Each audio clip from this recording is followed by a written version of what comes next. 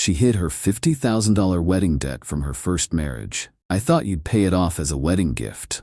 She sobbed. I replied, return to sender. Then I annulled our marriage on the grounds of financial fraud. She is now divorced twice and still in debt. 3 months married. That's how long it took for me to discover the debt. I found it by accident, looking for a warranty document in Amanda's nightstand drawer. Found a stack of credit card statements instead, hidden under old magazines, all unopened, all marked final notice in red. Capital 1, $43,287.56 balance.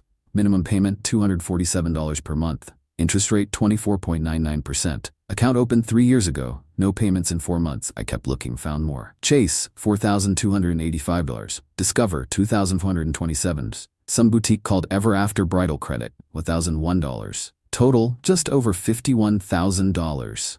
Round it to 50 grand. All in her name. Amanda Chen Morrison now, but the accounts were opened as Amanda Chen. All showing the same address, my address, but she'd been hiding the statements, taking them from the mailbox before I saw them, stashing them unopened, all from vendors and services dated 2 to 3 years ago. Right around the time of her first wedding, to a guy named Andrew, the marriage that lasted 8 months. She'd been hiding this for 3 months. Since we got married, since she moved in, since she gained access to my mailbox. I didn't confront her immediately. I'm a financial analyst. Pattern recognition is literally my job. When something doesn't add up, I investigate. I pulled my credit report, clean, 785 score, no joint accounts with her, good. I pulled our marriage certificate, standard form, no weird clauses, no financial agreements beyond basic spousal rights. I checked my bank accounts, nothing unusual. She hadn't asked for access to my accounts. We kept finances separate. She paid for groceries sometimes. I paid for dinners out. Rent was mine, my house, owned outright. Her only contribution was utilities, which she Venmo'd me monthly, about $200. So where was her money going? She made $67,000 as a marketing manager. I made $110,000. She should have had money. Enough to at least make minimum payments and not hide final notice statements. Unless the debt was so bad she couldn't even afford her old apartment anymore. Unless marrying me was her solution. I decided to test something. That evening, Amanda came home from work around 6:30. Normal day. We ordered Thai food. Watched TV. Around 8, I brought it up casually. Hey, random question. You got all your bills switched over to this address, right? Yeah, I updated everything. Why? No reason. Just making sure nothing's going to your old place. I forwarded everything months ago. Even credit cards? She paused. Brief. Barely noticeable. I only have the one Chase card, for points. That's it? Yeah, I don't believe in carrying a lot of credit cards. Too easy to overspend. Lie. Direct lie. She had 4 cards minimum. Smart, I said. That's a trap. Exactly. She smiled. I've never carried a balance. Second lie. The next day, I took photos of all the statements, put them back exactly where I found them. Then I waited to see what she'd do.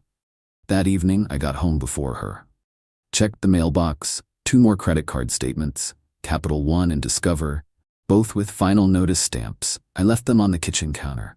Went to my office, watched from the doorway when she got home. She walked in, saw the statements, froze, grabbed them immediately, started toward the bedroom.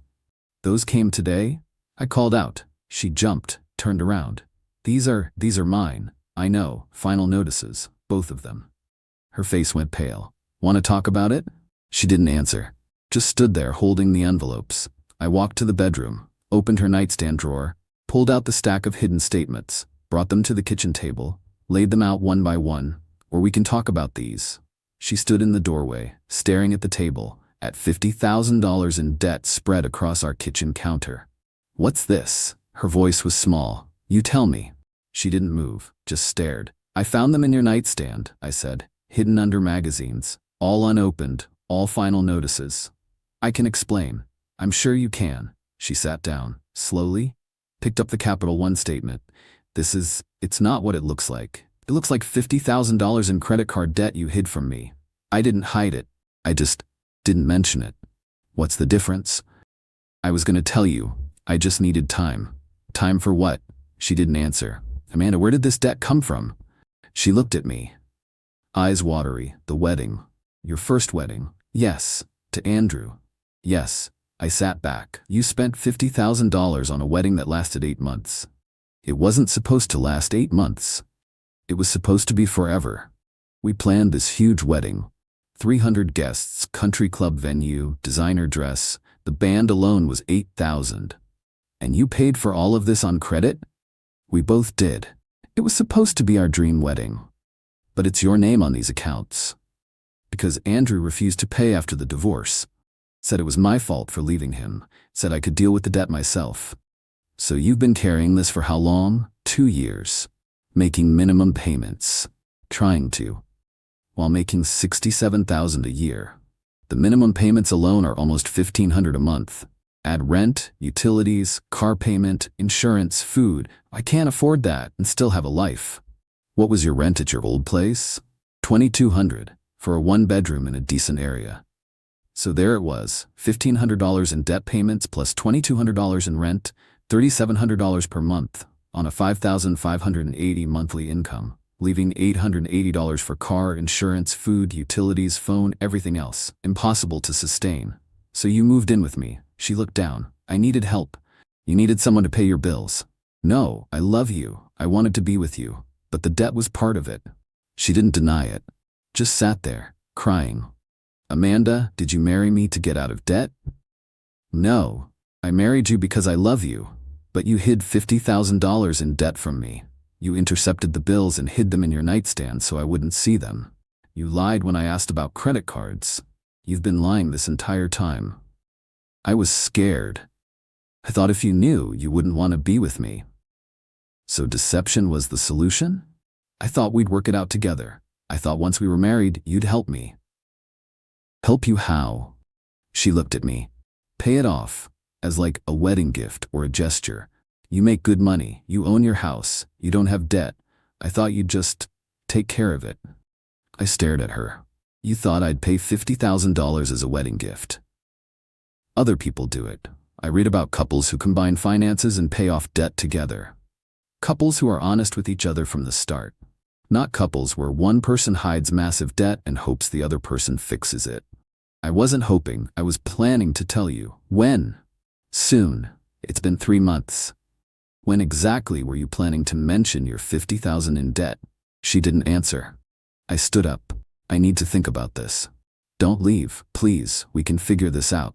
Figure what out? You lied to me, you're still lying. I'm not. You said you only have 1 credit card, you have at least 4. You said you've never carried a balance. You're drowning in debt. Everything you've told me about your finances is a lie. I didn't want you to think I was irresponsible. You spent $50,000 on a wedding that lasted 8 months. That's the definition of irresponsible. I was in love. And now you're married to someone who you lied to so you could offload your bad decisions onto them. She sobbed, full breakdown. I'm sorry, I'm so sorry. I just didn't know what else to do. I can't make the payments. I can't afford to live. I needed help. Then you should have asked. Before we got married, you should have been honest. Would you have still married me? Good question. Honest answer? Probably not. Not because of the debt itself, people make mistakes, but because of the deception, the calculated hiding of information, the plan to trap me into paying for her ex-husband's dream wedding. I don't know, I said, but you didn't give me the choice. I went to bed in the guest room that night. She slept in our room. I heard her crying through the wall. Next morning, I called a divorce attorney, guy named Richard Chen. No relation to Amanda, just coincidentally the same last name. He specialized in annulments. I've been married 3 months, I told him. Wife hid $50,000 in debt from me, all from her first wedding. Been hiding unopened bills in her nightstand. Taking statements from the mailbox before I could see them. Lied directly when I asked about her finances. Can I annul based on fraud? Potentially yes, Richard said. Financial fraud as grounds for annulment requires proving she entered the marriage with fraudulent intent. Did she specifically marry you to gain financial benefit? She admitted she moved in with me because she couldn't afford rent while making debt payments. She admitted she expected me to pay off her debt as a wedding gift. She deliberately hid the extent of her financial situation. That's strong. Do you have documentation? Credit card statements showing months of unopened bills, photos of them hidden in her nightstand, Timestamps showing I discovered them 3 months into marriage. Her own admission that she expected me to handle the debt. Get her admission in writing if you don't already have it. I got it in writing. That evening, I told Amanda I wanted to talk. Set my phone on the table between us, recording app open and visible. I'm recording this, I said, for documentation purposes. She nodded, didn't object. I need you to be completely honest, I said. Why did you hide these credit card bills from me? Because I was going to lose my apartment. I couldn't afford the rent and the debt payments. I needed to move in with you. And you expected me to help with the debt? Yes. I thought once we were married, we'd combine finances and you'd help me pay it off. Did you plan this before you moved in? I knew I needed help. I knew you were financially stable. I thought being with you would fix things. So you deliberately hid the debt because you thought I'd refuse to marry you if I knew? Yes. And you expected me to pay off $50,000 in debt from your previous marriage without discussing it first? I thought you'd want to help me. I thought that's what spouses do. Got it all recorded. Played it back to make sure audio was clear. Perfect.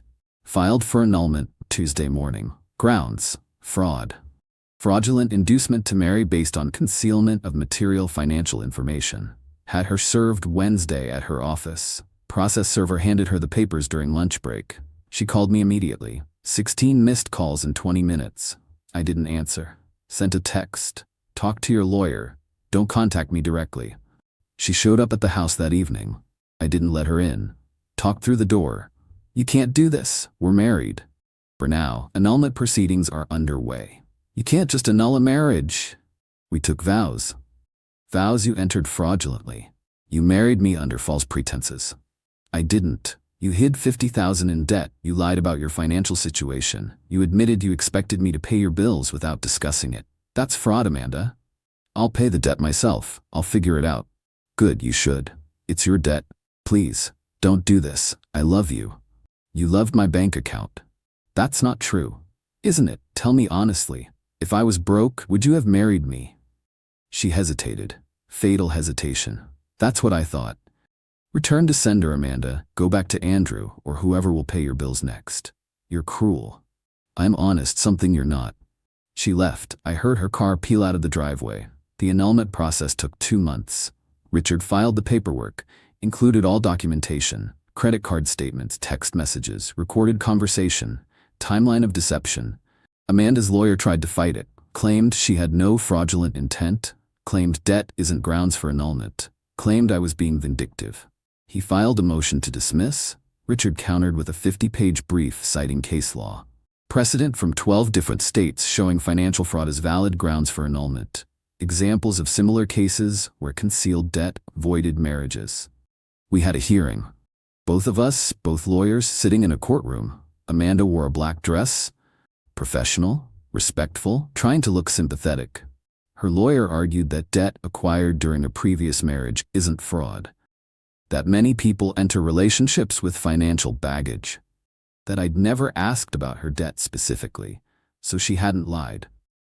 Richard destroyed that argument, pointed out that she'd actively concealed the debt by hiding statements in her nightstand, that she'd intercepted mail before he could see it, that she'd lied when directly asked about credit cards, that she'd admitted expecting him to pay her debts without prior discussion, that she'd admitted she would have lost her previous apartment without using him for financial support. The judge asked Amanda directly, "Did you intentionally conceal these debts from your husband?" She hesitated. I didn't know how to bring it up. That's not what I asked. Did you intentionally conceal them? Yes, but not to defraud him. I just didn't want him to think badly of me. And did you expect him to help pay these debts? I hoped we'd work it out together as a married couple. Did you discuss this with him before marriage? No. Why not? I was afraid he'd leave me. Judge nodded, made notes, reviewed the documents again. But the evidence was overwhelming. She'd deliberately concealed material financial information. She'd admitted to expecting me to pay her debts. She'd married me, at least in part, for financial benefit. Judge reviewed everything, took 45 minutes to read through the file. Then he ruled. Annulment granted. Marriage declared void from inception. No spousal support, no division of assets, complete severance. Amanda sat in the courtroom crying. Her lawyer patted her shoulder. Didn't matter. She wasn't married anymore. She was right back where she started. Divorced twice, $50,000 in debt, no backup plan. After the hearing, I went back to work. Life continued. Removed her from my emergency contacts, changed the locks on my house, forwarded any mail that came for her back to her new address, a studio apartment across town. Rent, $1,400. She downgraded significantly. 3 weeks after the annulment finalized, she texted me. First contact since the courtroom. Started the bankruptcy process. Thought you should know. Why would I need to know? Because you're why I'm in this position. No, your spending habits are why you're in that position. Your fraud is why we're divorced. Annulled, not divorced. Semantics, you're single and in debt either way. I could have made it work if you just helped me. I'm not responsible for your bad decisions. I thought you loved me. I thought you loved me too. Turns out we were both wrong. She didn't respond. I blocked her number. 5 months later, I ran into her at Target, literally turned a corner in the home goods section, and there she was. Looked different. Thinner, tired, pushing a cart with generic brand cleaning supplies. She saw me, froze. Hey, Amanda. Awkward silence. How are you? She asked. Fine. You? Managing. She glanced at her cart. Bankruptcy went through last month, Chapter 7, wiped out all the credit card debt. Good for you. Yeah, fresh start. She paused. I'm sorry for everything. Okay. I shouldn't have lied. I was desperate and scared, and I made bad choices. Yes, you did. Do you forgive me? I thought about it. I don't think forgiveness is the right word. I understand you were in a difficult situation. I understand desperation makes people do stupid things. But no, I don't forgive the fraud, the lying, the manipulation. She nodded. That's fair. Are you doing okay now? Relatively. Bankruptcy destroyed my credit, can't get approved for anything, had to put down 3 months' deposit for my apartment, had to buy a used car cash because no one would finance me. But I'm managing. And the debt's gone? Most of it. Chapter 7 wiped out the credit cards. But there were some old medical bills and a personal loan from a friend that I couldn't discharge. About $12,000 total. Payment plans for both. So you're still in debt? Yeah, just less of it. She smiled weakly. I'm dating someone new. He knows everything this time. I learned my lesson. Good. Be honest with him. I am. I have to be. Can't hide bankruptcy when your credit score is 520. True. We stood there. Two people who used to be married, now strangers. I should go, she said. Yeah, take care of yourself, Amanda. You too. She pushed her cart away. I watched her turn the corner, disappeared into the cleaning aisle. I went home, poured a whiskey, sat on my deck, thought about the last 6 months. I dated Amanda for 8 months before she proposed. She'd seemed normal, responsible, had a good job, nice apartment, never asked me for money. Seemed financially stable. Looking back, there were signs, small ones. She always wanted to go to expensive restaurants but never offered to split the check, just assumed I'd pay. She forgot her wallet a lot. Movies, coffee shops, grocery store. She talked about her wedding a lot. Her first one. How beautiful it was. How perfect. How expensive. Worth every penny, she'd said. Even if the marriage didn't last, I have the memories. Red flag. Huge red flag. Worth every penny. Of $50,000 for 8 months of marriage. But I'd chalked it up to her being sentimental. Didn't realize she meant it literally. Didn't realize she was still paying for those memories. She'd moved in after 6 months of dating. Her lease was up, she said. Made sense to move in together, save money, be practical. I thought she meant save money together. Turns out she meant save her money by having me cover most of the expenses. She'd proposed to me, actually. Not the other way around. 8 months into dating. Took me to a nice restaurant. Gave me a watch, asked me to marry her. I know it's usually the guy, but I don't care about tradition. I want to be with you. At the time, it felt romantic, progressive, modern. Now it felt calculated. She was running out of time, running out of money, needed to lock me down before I found out about the debt, and it almost worked. If I hadn't been looking for that warranty document, I might never have found those hidden statements. She could have kept intercepting the mail, hiding the bills, making minimum payments secretly, could have kept lying indefinitely, or maybe she would have asked me for help eventually. Some sob story about unexpected expenses. Could I loan her a few thousand? She'd pay me back. Promise. Except she'd never pay me back. She'd ask for more and more, until I was paying her entire debt load without even realizing it. That's the thing about financial fraud. It's not always dramatic. Sometimes it's just slow erosion, a constant taking without giving back, a relationship that's more transaction than partnership. I dodged a bullet, or rather, I stopped the bullet after it grazed me.